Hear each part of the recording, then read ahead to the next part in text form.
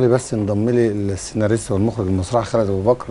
استاذ خالد شرفتني. اهلا بيك. كل سنه وحضرتك طيب. وانت طيب. انتوا اللي بتكتبوا وانتوا اللي يعني بتشكلوا وجدان شباب طالعه، وانتوا بتكتبوا الحاجات بتاع العنف دي، والناس اللي بيكتبوا الحاجات دي ما بيحسوش ان ده ممكن يتطبق على الواقع؟ الاجابه على السؤال ده تحديدا هيدخلنا في اشكاليه موجوده من زمان، وهي اشكاليه هل الفن مرآة للمجتمع فبالتالي بينقل اللي موجود، ولا الفن بيختلق مواقف واحداث جديده خالص فبيتعلمها منه المجتمع، بيبقى جديده عليه ومختلفه. انا رايي ان التاثير متبادل. يعني ما نقدرش نقول ان كل ما ياتي او يرد في الاعمال الفنيه سواء مسلسلات او افلام او مسرحيه ان هي من عالم تاني. يعني اكيد ده في شوارعنا موجود، في مجتمعنا موجود، بس طبعا احنا بنلقي الضوء عليه. صح. لما بنيجي نكتب ما ينفعش نكتب عن شخصيات كونيه، احنا بنكتب عن ولاد الشارع وولاد الميدان وولاد الحي، فلازم نكتب عن الناس اللي موجوده بالفعل. انما في فرق ما بين هدف العمل يكون رساله العمل، ان انا احبب المشاهد في العنف، او ان انا اخلي المشاهد ينبذ هذا السلوك.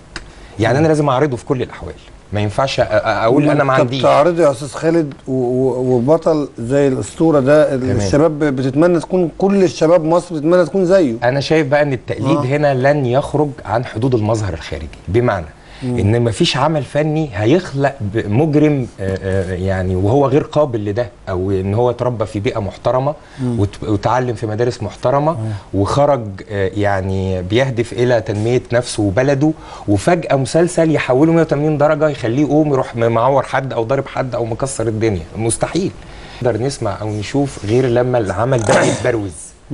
يعني فكره مثلا موجه افلام المخدرات، هل نقدر نقول ان موجه افلام المخدرات هي اللي نشرت المخدرات، ولا المخدرات اللي كانت موجوده عامل من عوامل انتشار المخدرات؟ ما انا هقول لحضرتك كانت موجوده، بس لما انت عرفتني وانا شاب ما اعرفش عنها حاجه واديتني ديتيلز وتفاصيل ان اللي بياخد مخدرات ده بقى وجهه نظر اخرى بتقول ايه؟ في وجهه نظر اخرى بتقول ايه؟ ان انا لما بلقي الضوء على مشكله ممكن من خلال رساله العمل الفني ان انا انفر الناس منها. صح.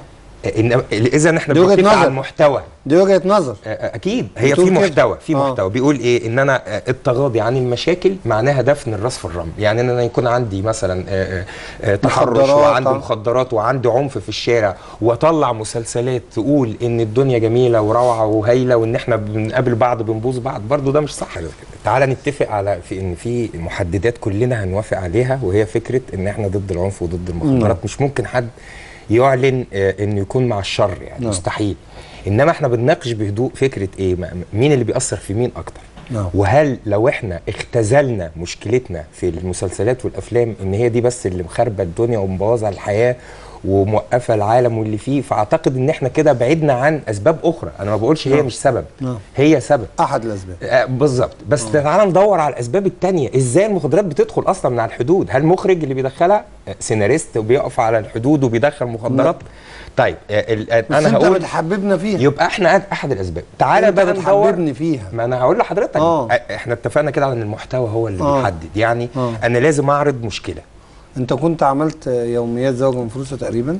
وعفاريت محرز محرز وعندي مسرحيات اروح ري وسكينه ومسخره السنين، يعني مسرحيات الهدف منها او الاعمال اللي احنا عملناها كان الهدف منها فقط ايه؟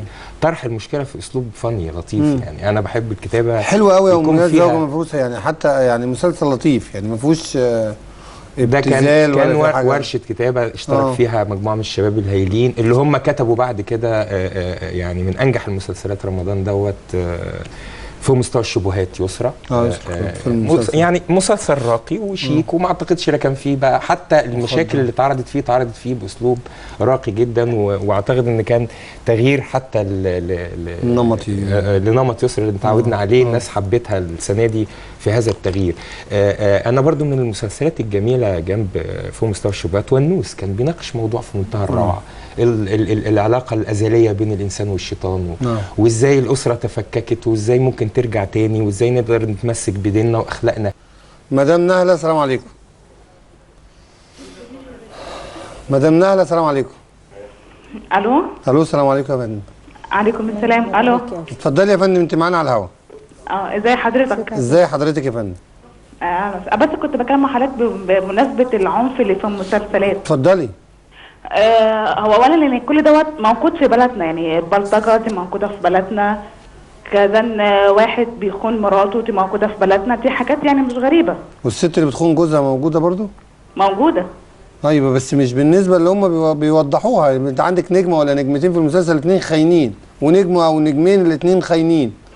يعني انت مش ملاحظه يا استاذه نهلا ان ده بيزود الفكر ده عند الناس الشباب خاصه؟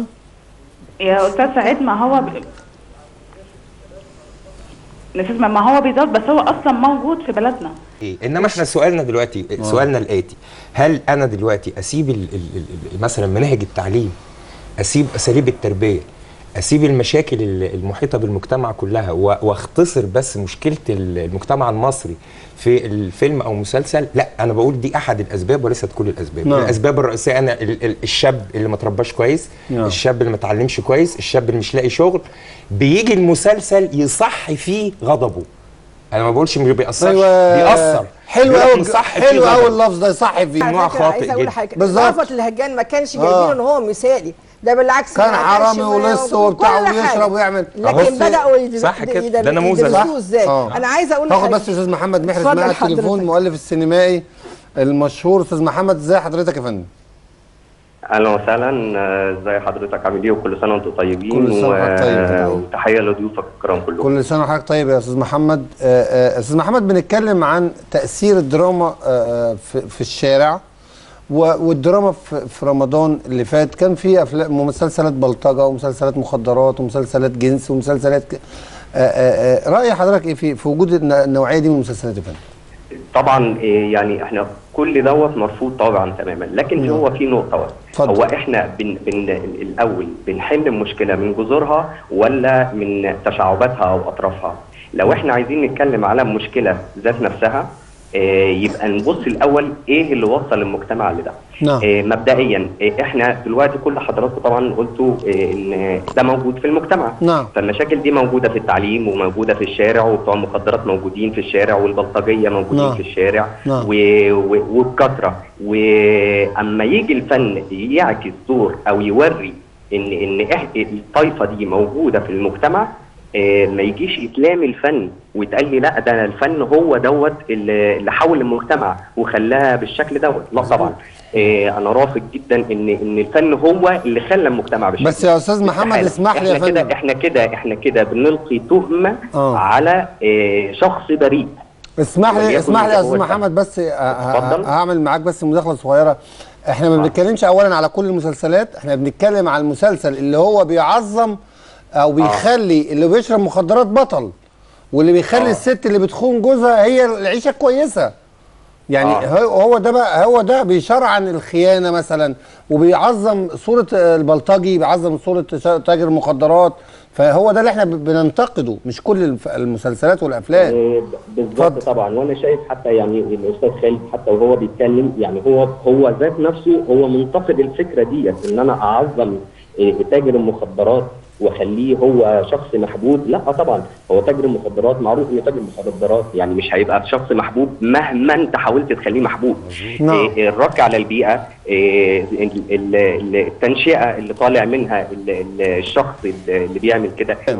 هو يا استاذ محمد، انا مبدئيا سعيد بمداخلتك الجميله. استاذ محمد، استاذ خالد هيكلم حضرتك. سعيد بمداخلتك الجميله، وانت حد محترم وكاتب هايل، وسعدت بالعمل معاك في بعض الاعمال. يعني هو احنا انا مش شايف اي اختلاف على فكره ما بين كل اللي موجودين وما بين حتى المداخلات. مفيش اختلاف، مستحيل حد يدافع لا عن الشر ولا عن العنف، ولكن يعني هو نقطه الخلاف الوحيده كيف نعالج الازمه.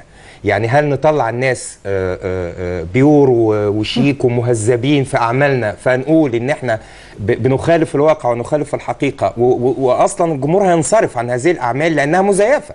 يعني انا لو طلعت الناس بتتكلم بشياكه وهم في الشارع بيتكلموا بعكس كده، ولابسين لبس غير اللي بيلبسوه في الحياه، وعلاقاتهم غير اللي في الحياه، وفي الاخر اقول انا بحافظ على القيم. لا، انا مش بحافظ على القيم، انا بزور الواقع. وبزيف المجتمع، وبالتالي سينصرف المتلقي اللي هو المستهدف الاول من العمل هينصرف عن المشاهده لانه يحس ان انا بضحك عليه. صح. انما النقطه اللي اكيد كلنا متفقين فيها، ما ينفعش طبعا نعظم دور الشرير ولا نعظم دور تاجر المخدرات ولا نعظم دور المغتصب ولا المتحرش، ده مؤكد. والاعمال الفنيه اللي بتناقش القضايا دي شائكه وحساسه، فلازم عشان نناقش القضيه دي مناقشه موضوعيه ان انا لازم اجيب الطرف الشرير قصاده طرف خير. الطرف الشرير لو طلعته ضعيف او طلعته مستكين او غلبان العمل الفني كله هينهار، فلازم اطلعه قوي ومسيطر بس في الاخر هيفوز عليه لا الخير لازم ينتصر. ده انت معلم يا دوب بتتكلم وانا واقف، ده انت تمسك الشيشه بقى. ايه رايك في مسلسلات الدراما وتاثيرها على الشباب والاطفال؟ مش كلها طبعا بتبقى كويسه ومش كلها وحشه، كل حته فيها الحلو وفيها الوحش. الشرط لازم يعني يكون تاجر سلاح وتاجر مخدرات عشان اعجب الناس. الشباب اللي زي حالاتنا لازم ان هو يقلب عيشه بطريقه كويسه، ما ينفعش ان انا اطلع امسك صباع حشيش واقف على الشارع وان انا اعكس في اللي رايحه واللي جايه عشان خاطر ابقى راجل، لا. هي مسلسلات الدراما السنه دي مش اكتريتها حلوه، بس في حاجات حلوه كتير. يعني في مسلسل اللي هو بتاع يونس ولد فضه، ده قصه جميله ونهايته حلوه جدا. بس في المسلسل تاني اللي هو بتاع الاسطوره بيأثر على الشباب اللي طالعين اليومين دولت، وهم كده كده اصلا يعني عايزين حاجه تحفزهم للاحسن. تأثير سلبي اكيد بالذات على الشباب، قصات الشعر اللي مش مظبوطه، يعني العنف مش كويس، ان هو ياخد حقه بدراعه، ودي مش حاجه كويسه. بحبك يا درش بس مني انا. احنا شفنا الموسم ده موسم في الدراما سيء سيء سيء، الا عمل واحد اللي تقدري تشيري ليه بالبنان كده وتقولي ده عمل فعلا تقدري تتفرجي عليه وانت مطمئنه، اللي هو عمل يونس ولد فضه. هي في مسلسلات تأثيرها ايجابي وفي مسلسلات تأثيرها سلبي جدا طبعا.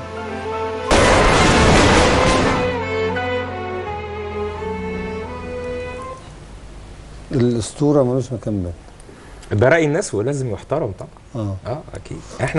احنا مش عايزين نحصر القضيه في عمل واحد. لا انا ما اقصدش المسلسل ده، بس هو المسلسل ده اللي هو اللي نجح يعني. الاسطوره ده قاتل ومجرم اللي هو الدراما يعني قاتل ومجرم ويعني شرير اكيد طبعا. احنا بس الاشكاليه في فكره ان الفن المباشر هيطرد المشاهد، بمعنى في فرق بين الدراماتورجي او الشخص الممتهن لمهنه الدراما وبين الوعظ. الوعظ لازم ياخد خط واحد، خط الارشاد والنصح والوعظ. يا اخوانا هذا حلال وهذا حرام، هذا خطأ وهذا صواب، افعل ولا تفعل، ده الوعظ. المدرس بيجي يدرس ماده منهج معروف، الاعلامي بيطلع برساله عايز يوصلها. انما كاتب الدراما يجب ان يعرض جميع النماذج. لو جاب نموذج واحد بس او خط واحد بس في مسلسله، الناس هتهرب منه من اول حلقه، مش هتتفرج عليه. الجوهر الدراما الصراع، فالصراع لابد ان يكون بين متناقضين، شر وخير. احنا اتفقنا ان كلنا ضد الشر ومش هنفعل الشر ومش هنعظم الشر. في مجموعه حزمه من الاسباب ادت بينا لما نحن فيه. لو انا استبعدت الدراما يعني لحظه واحده ورحت رايح لمنطقه الاعلام، الناس بتشوف في بعض البرامج حاجات بتأثر أكتر بكتير بقى من الدراما، لأن المشاهد متأكد إن ما يعرض هو مجرد تمثيل. إنما أحيانا في بعض البرامج، وأنا شفت ده على الهواء وكنت ببقى موجود وشايف، أحيانا بيقوم الضيف يضرب الضيف اللي قدامه، يضربه، وحصلت مرات يعني. شوف انت هتبدا تدافع ازاي عشان لا ما اقصدش، بس دي لحظه يعني، انما مش 30 حلقه يعني. وليست ممثله ولا مؤداه ولا مختلقه، واحنا ضدها برضه. انما لحظه حضرتك نيجي لمبدا الرياضه يا دكتور. مبدا الرياضه في الملاعب الرياضيه بنشوف كم من العنف الحقيقي، وليس الممثل وليس المؤدى وليس المكتوب، انما كم من العنف الحقيقي يمارس من الاجهزه ومن الفنيين ومن اللاعبين ومن المدربين ومن المشجعين. ولسه عندنا واقعة لشخصية شهيرة رياضية يعني جرينا وجري ووقع وضرب وعمل وكسر الدنيا. إذا بس ده خد عقابه في لحظتها. هايل جدا. يبقى احنا تعالى بقى نعمم. انما انت بتعمم 30 حلقة عايزه اقول لحضرتك احنا بنعمم يا دكتور. بنقول ايه؟ ماذا يؤثر اكتر؟ انا لما طلبت في البرنامج قالوا لي هنقول اثر الدراما. هل هي طبعا اثر الدراما في الشارع المصري اثر كبير جدا. وهل في اثر سلبي للدراما؟ مؤكد في اثر سلبي طبعا. وعايزين نغيره. عدم وجود مسلسلات تاريخيه ودينيه طول شهر رمضان اثر ده حاجه كويسه. ملحوظه غريبه جدا اننا ما شفناش ولا غريبه لما يبقى معظم المسلسلات فيها زي ما انت بتقول برضو الدكتوره قالت عنف اكيد برضو، بس ان احنا نوجه النظر في هذا الجانب فقط ونعتبر ان هذا هو ما جعل الشارع عنيفا وهذا ما جعل الناس يقطعون ويضربون ويحرقون ويفجرون لا.